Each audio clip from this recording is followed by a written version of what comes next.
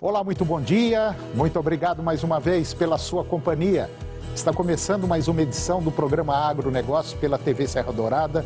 Muito obrigado pela sua audiência. E no programa de hoje você vai ver que as vendas de milho chegaram a mais de 70% da produção esperada para esse ciclo. Você vai ver também como é feita a silagem de grão de milho reidratado. Vai ver também sobre sistemas agrícolas e vai saber sobre a produção de farelo e óleo de soja pela indústria brasileira. O programa Agronegócio já está no ar.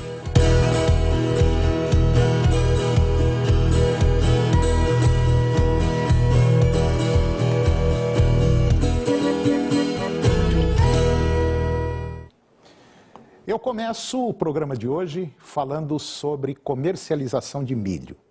As vendas do milho da safra de verão 2021 na região centro-sul do Brasil chegaram a 79% da produção esperada, contra 67% do levantamento anterior e 82% em igual período do ano passado. Seguindo acima dos 72% da média dos últimos 5 anos. Até o último dia 2 de julho, 65% da safra de inverno na região centro-sul estava compromissada pelos produtores, ante quase 57% no mês passado, e 65% em 2020 e 59% na média dos últimos 5 anos. A previsão total de safra ela foi reduzida de 109 para 91 milhões de toneladas, com perdas volumosas já confirmadas na safra de verão, principalmente no Rio Grande do Sul, Santa Catarina, e agora perdas com uma expressiva safra lá no Paraná, na safra de inverno, devido à geada. Paraná, Mato Grosso do Sul, Goiás também perdeu muito. E diante dessa diminuição no volume de chuvas em abril e também em maio, e as geadas elas foram peça fundamental para determinar essa perda de milho. E agora você vai ver como se produz uma silagem de milho reidratado. É o grão de milho reidratado. Uma tecnologia que rende excelentes resultados, principalmente para bovinos confinados. Confira.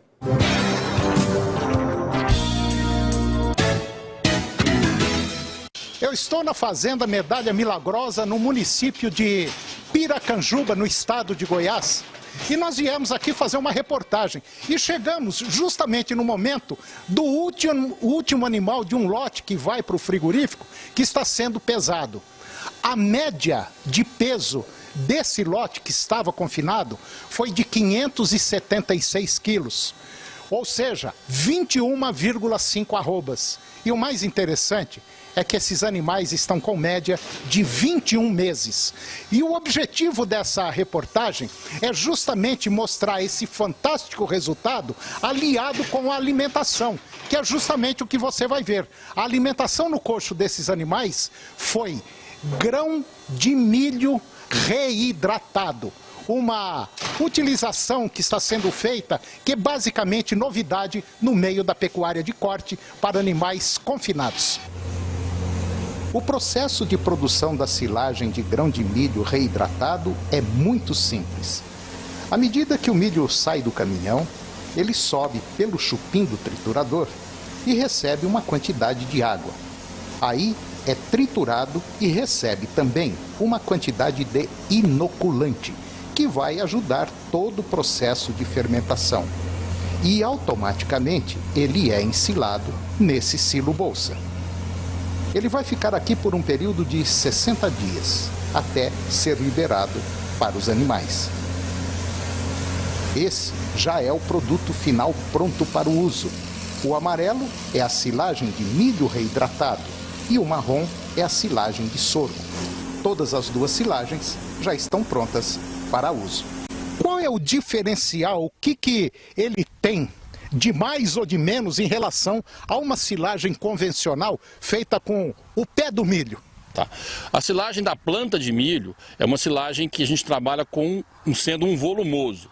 Ou seja, ele tem fibra, ele também tem, obviamente a gente trabalha para ter uma maior quantidade de grão.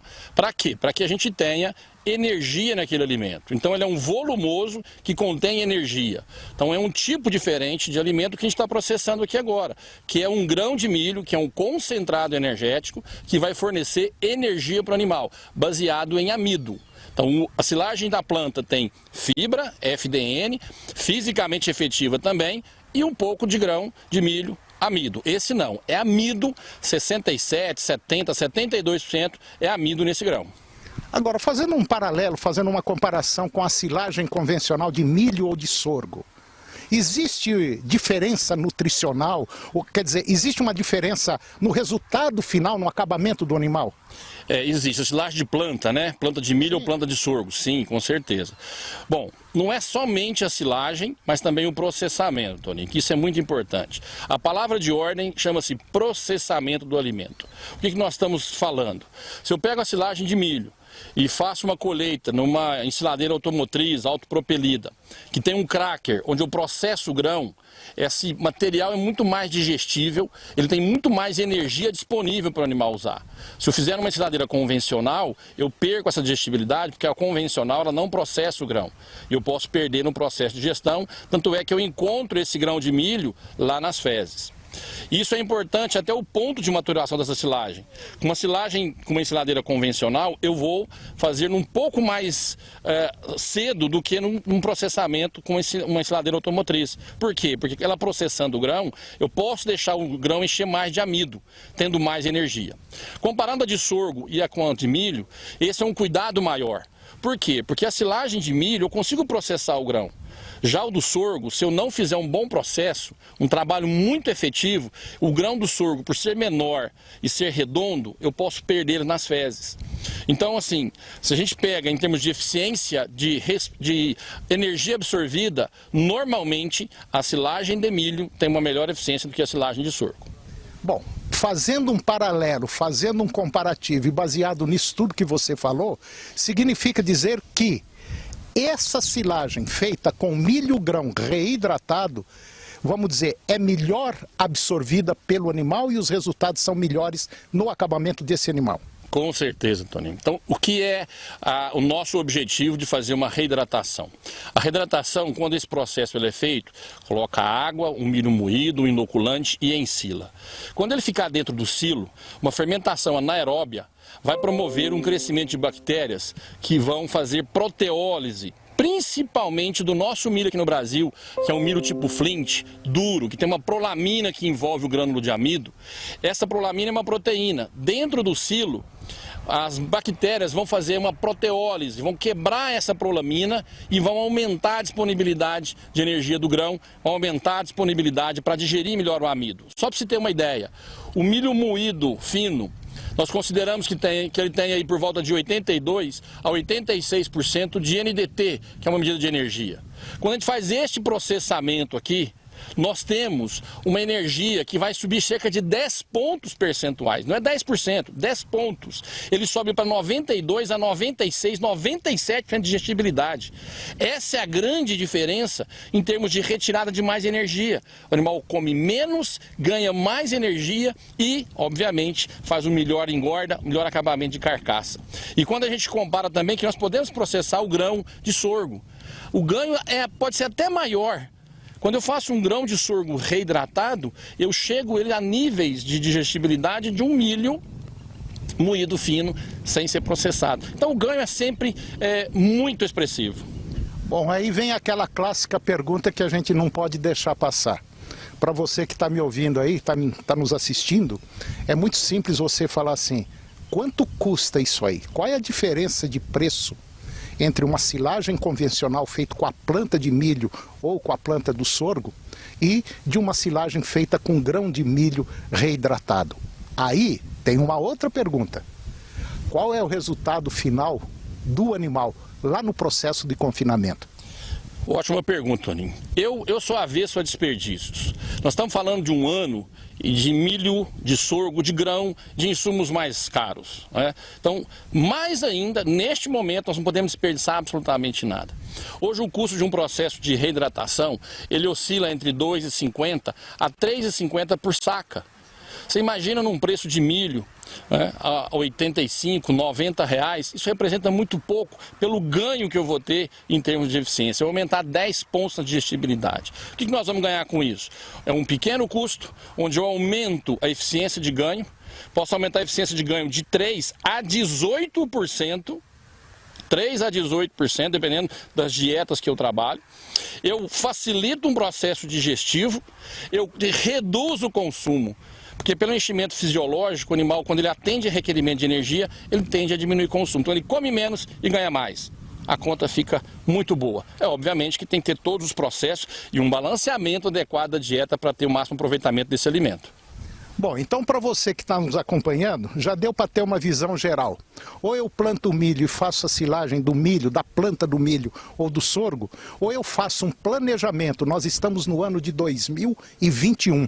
Provavelmente você vai estar pensando em confinar 2022. Esse planejamento tem que começar agora, que é o caso aqui da Fazenda Medalha Milagrosa, que fez o planejamento desse confinamento, agora dessa safra de boi, ele foi feito o ano passado. Ou seja, o milho que ele está usando hoje foi comprado o ano passado. É aí que está a dica principal para qualquer profissional da área da pecuária de corte. É mais ou menos isso, né? Exatamente, Toninho. O mais importante, e que nós temos trabalhado muito, chama-se planejamento.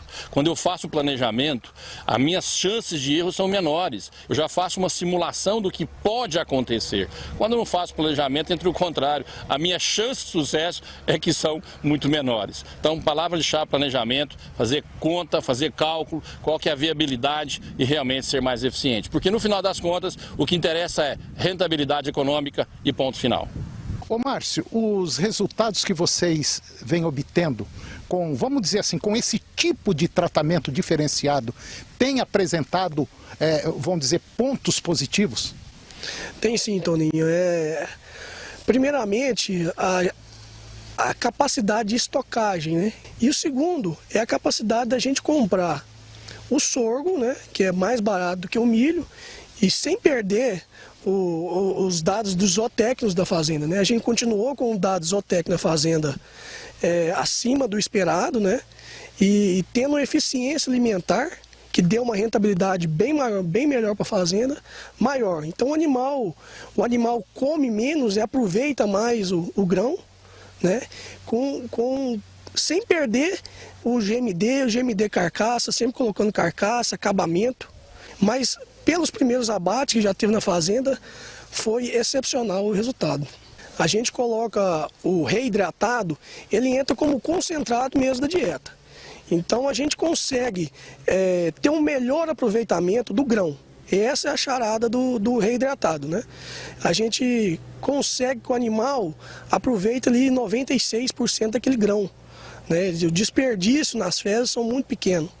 Um dos pontos importantes dessa silagem de milho reidratado é em relação à digestibilidade do animal. É uma digestibilidade muito mais fácil, muito mais tranquila, e tem aí um reaproveitamento desse produto em benefício de maior volume de carne que o animal vai produzir. É isso aí mesmo? Exato. O animal, ele dá conta de converter isso em carcaça comendo menos, né? Então isso que seja, ele diminui até 15% do que ele come sem perder a capacidade de criar isso em carcaça, em carne, né? Essa é a vantagem do reidratado.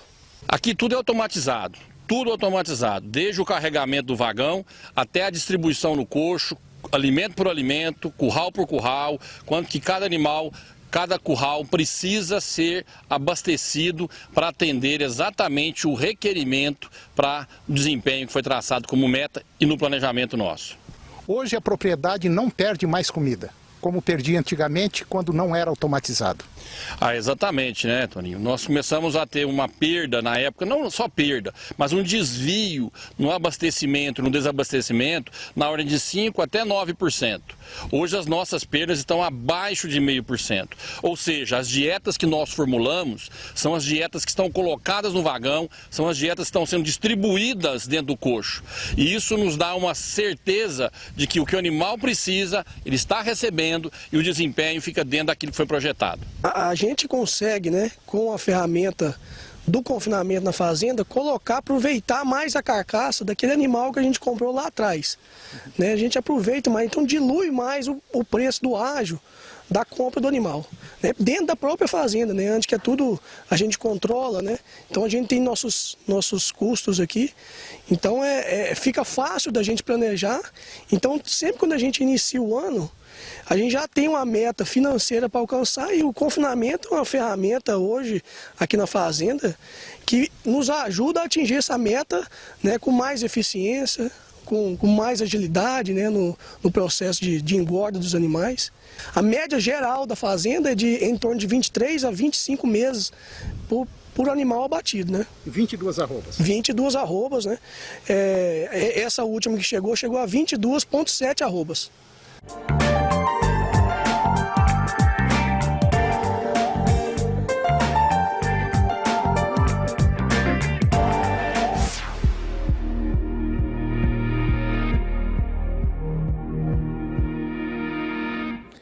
E depois do intervalo, nós vamos falar sobre sistemas agrícolas e também sobre a produção de óleo e farelo de soja. Um minutinho só, nós voltamos já. A 99,5 FM comemora 25 anos de grandes promoções e você pode ganhar um caminhão de prêmios cheio de móveis de alta qualidade. Tem geladeira, fogão, Smart TV LED, ar-condicionado, guarda-roupas, sofá e muito mais. Promoção Caminhão de Prêmios da 99,5 FM, comemorando 25 anos ao seu lado. A gente ouve porque gosta. Oferecimento, aqui tem qualidade e economia. Eletrosom, preço é o mínimo que a gente faz. A maior cobertura 4G do Brasil. Rede TIM, pode contar.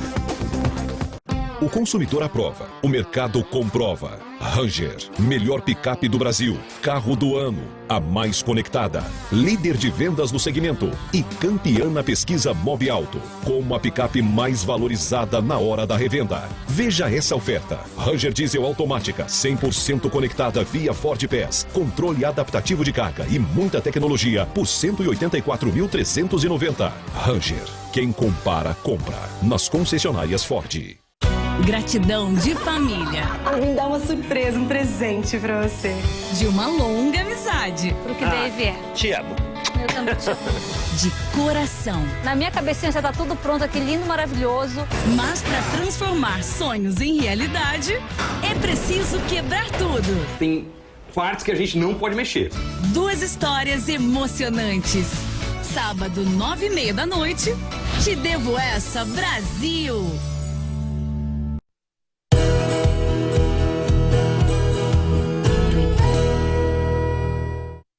Eu estou de volta e agora nós vamos falar sobre farelo de soja e vamos falar sobre produção do óleo, de óleo de soja.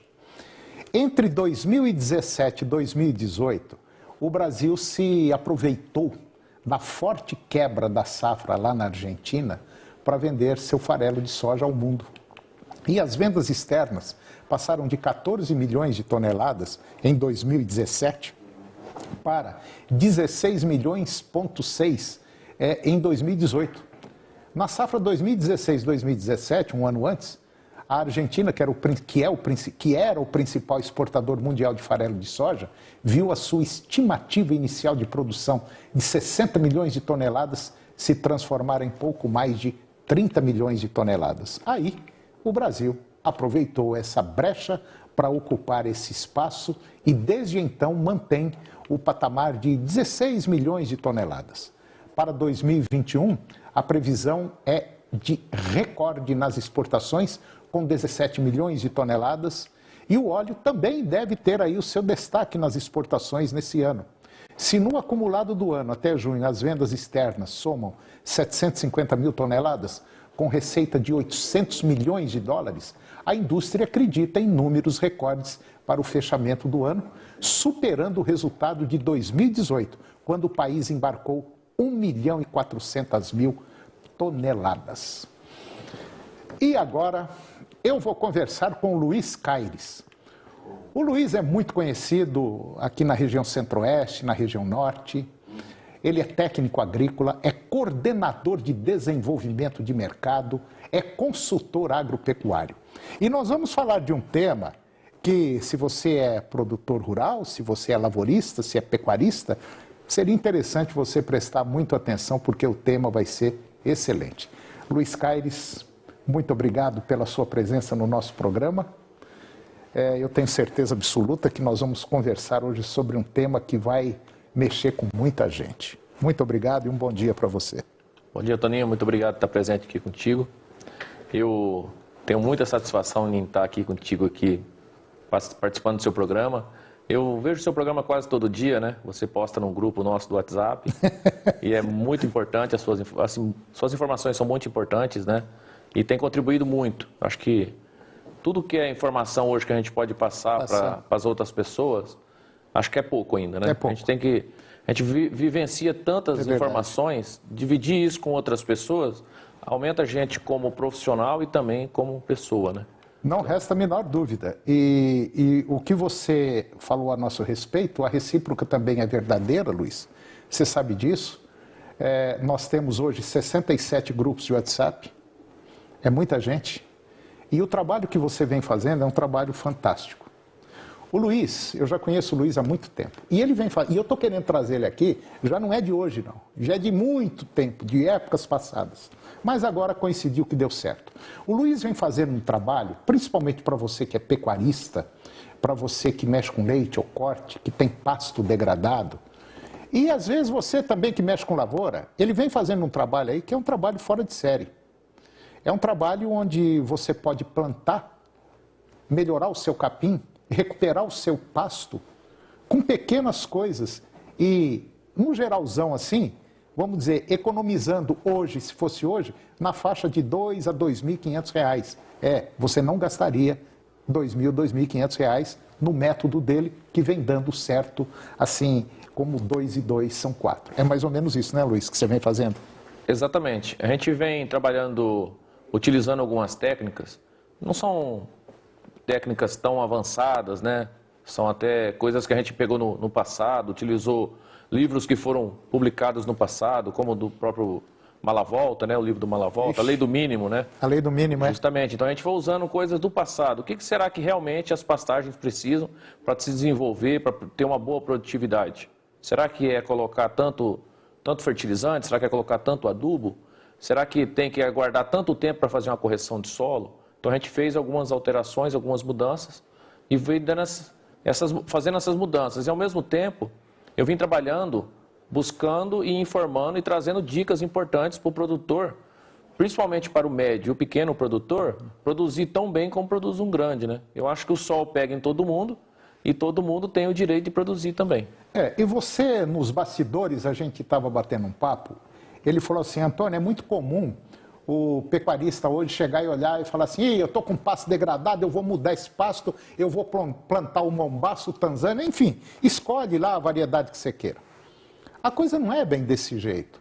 Eu, particularmente, tenho dito muitas vezes que o melhor pasto que você tem na sua fazenda é esse que já está plantado. Às vezes, com uma pequena mexidinha, você recupera aquilo e fica um pasto tão rico como se você tivesse colocado o outro no lugar. Né, Luiz? Exatamente. É uma coisa que tem acontecido muito, né? Que eu tenho comentado muito com o pessoal, é o seguinte.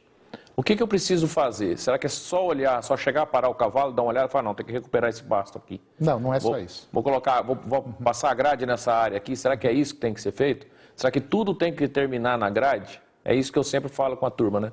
Então eu falo uma coisa que eu quero mostrar para vocês e explicar com longo. Lógico que não vai ser só nesse programa, eu quero fazer outros para continuar trocando essas informações.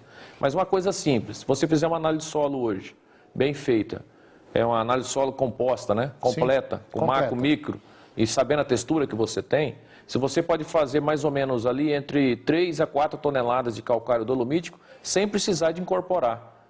Quando você vai fazer isso? Quando você tiver que você fazer um teste, né, de 1 metro quadrado, para saber quantas plantas germinadas você tem por metro quadrado. Exemplo, uma braquiária brisanta, marandu.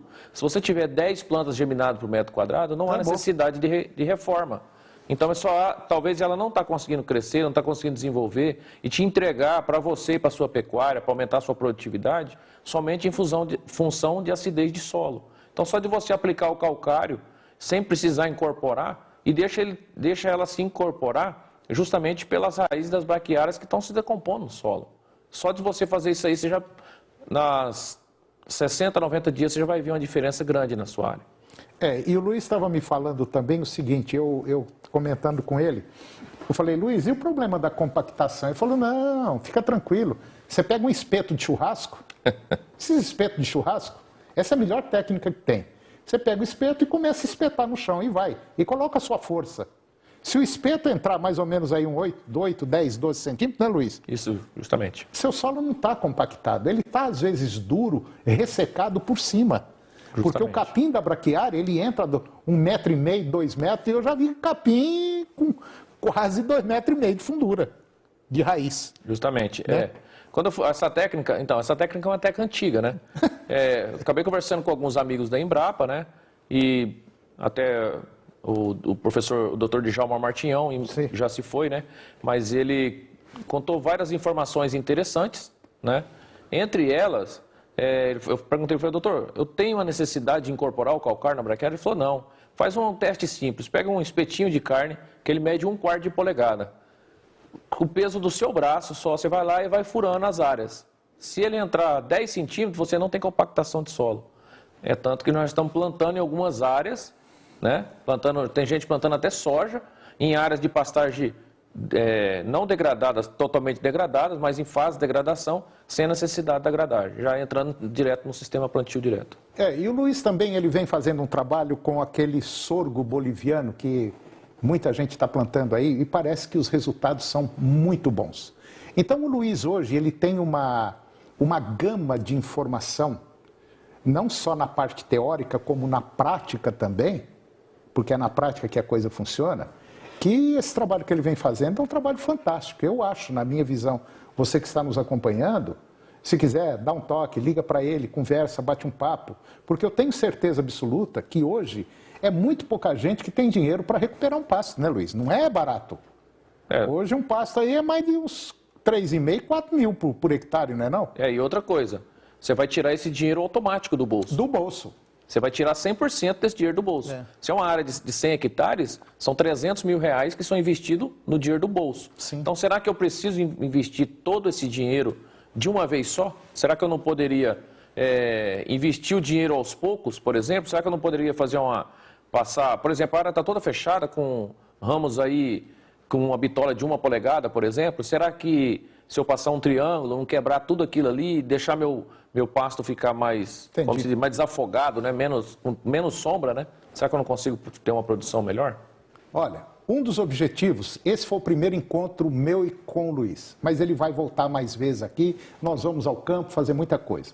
Eu acho, na minha observação, que você deveria ligar para o Luiz, bate um papo com ele, pergunta, porque às vezes você pode estar jogando dinheiro pelo ralo, ou melhor, rasgando dinheiro e não está sabendo. Poderia estar economizando e muito. É só entrar em contato com ele, o 61 999760606. Ele vem fazendo um trabalho fantástico em propriedades médias, pequenas e grandes propriedades. Luiz, foi um bate-papo descontraído só para dar início a esse jogo nosso, dar um toque na bola aqui. Eu agradeço muito a sua presença e tenho certeza absoluta que nós vamos voltar a conversar e aí começar a mostrar o trabalho que você está fazendo, que vai ajudar você que está nos acompanhando. Pode ter certeza absoluta. Muito obrigado, Luiz. Muito obrigado também, Toninho. Te agradeço de coração. É isso aí. É um prazer. Quero vir mais vezes aqui e também quero te levar para o campo para te mostrar o que está acontecendo em torno aqui da cidade de Goiânia, o que está acontecendo em torno no Centro-Oeste e no resto do país. Nós vamos sim, se Deus quiser. Obrigado, Luiz. E o programa de hoje chegou ao fim. E eu termino com a seguinte frase: não espere por uma crise para descobrir o que é importante na sua vida. Um grande abraço, muito obrigado pela sua companhia, que Deus os abençoe. E até o próximo programa. TV Serra Dourada, SBT Goiânia. A informação com credibilidade, o jornalismo onde você tem voz. Jornal do Meio-Dia. Logo mais às 11h40. A seguir, Primeiro Impacto.